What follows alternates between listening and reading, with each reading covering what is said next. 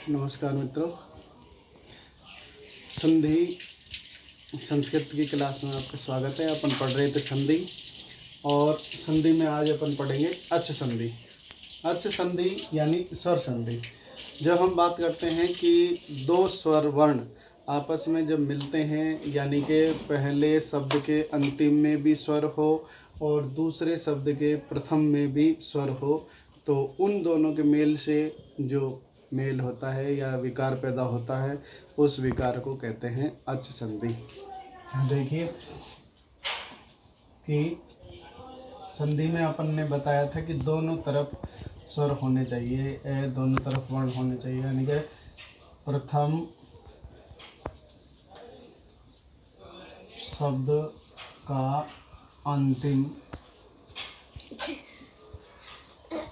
वर्ण प्लस उत्तर पद का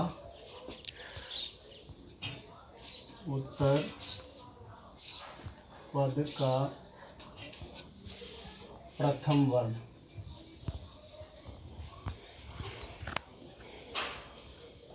इन दोनों के मेल से जो विकार पैदा होगा उसी को ही हम संधि कहते हैं।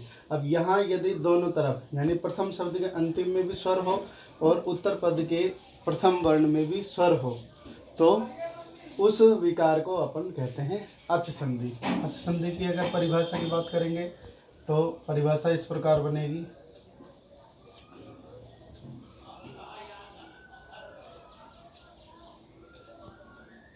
द्वयो स्वर वर्णयो यत् मेलनम भवति तत् अच स्वर संधि भवति।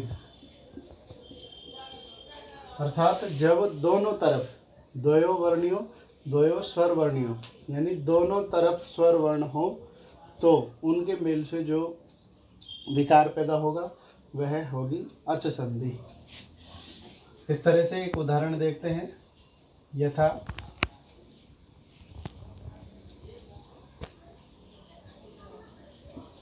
यथोचित,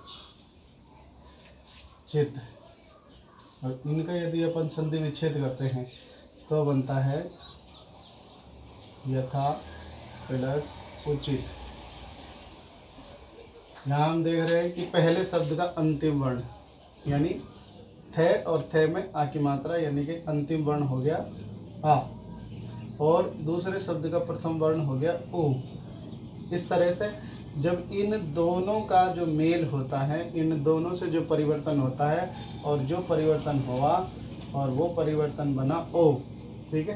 तो इस प्रकार का जो परिवर्तन है, इस प्रकार के परिवर्तन को कहते हैं स्वर संधि। जो हम देख रहे हैं कि पहले शब्द का अंतिम वर्ण था, ठीक है, कि जब इनकी यानी कि अगर हम इनकी बात करते हैं तो थ वर्ण आखिरी में दिख रहा है, लेकिन थ में भी आ की मात्रा लगी हुई है, तो अंतिम वर्ण हो गया आ, और उधर दूसरे शब्द का प्रथम वर्ण हो गया उ। इन दोनों वर्णों का जो मेल हुआ, उस मेल से जो विकार बना वह बना स्वर संधि का। इस तरह से इस मेल को ही हम यानी ये जो मेल बना, इस मेल को कहते हैं स्वर संधि, ठीक है। अब आगे भेद में आगे इसकी बात करते हैं। भेद, स्वर संधि के कितने भेद हैं? तो भेद में जब हम बात करते हैं तो स्वर संधि के कितने भेद हैं? अष्टभेदः। स्वर संधि अष्टभेदः सन्ति, अर्थात स्वर संधि के 8 भेद हैं। नंबर 1 गुण संधि, नंबर 2 यण संधि। नंबर 3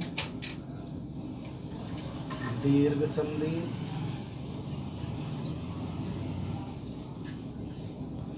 नंबर 4 वृद्धि संधि।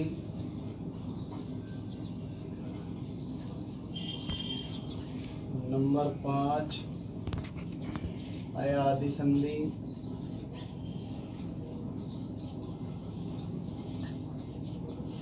नंबर 6 पूर्व रूप संधि।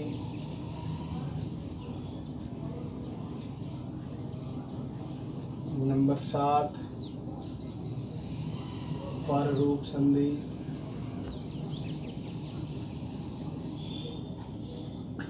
और नंबर 8 पर है प्रकृति भाव संधि।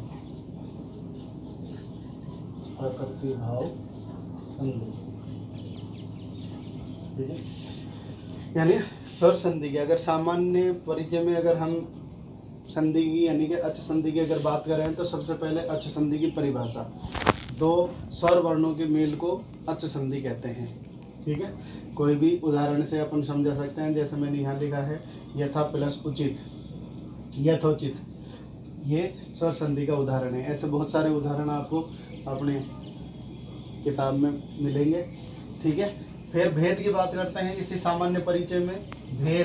भेद स्वर संधि के कितने होते हैं, तो स्वर संधि के हमने भेद देखे हैं कि स्वर संधि के 8 भेद होते हैं। क्रम से है गुण संधि, यण संधि, दीर्घ संधि, वृद्धि संधि, अयादि संधि, पूर्व रूप संधि, पर रूप संधि और प्रकृति भाव संधि। इस तरह से 8 भेद होते हैं। अब इन भेदों के अनुसार अपन जब आगे इसमें बढ़ेंगे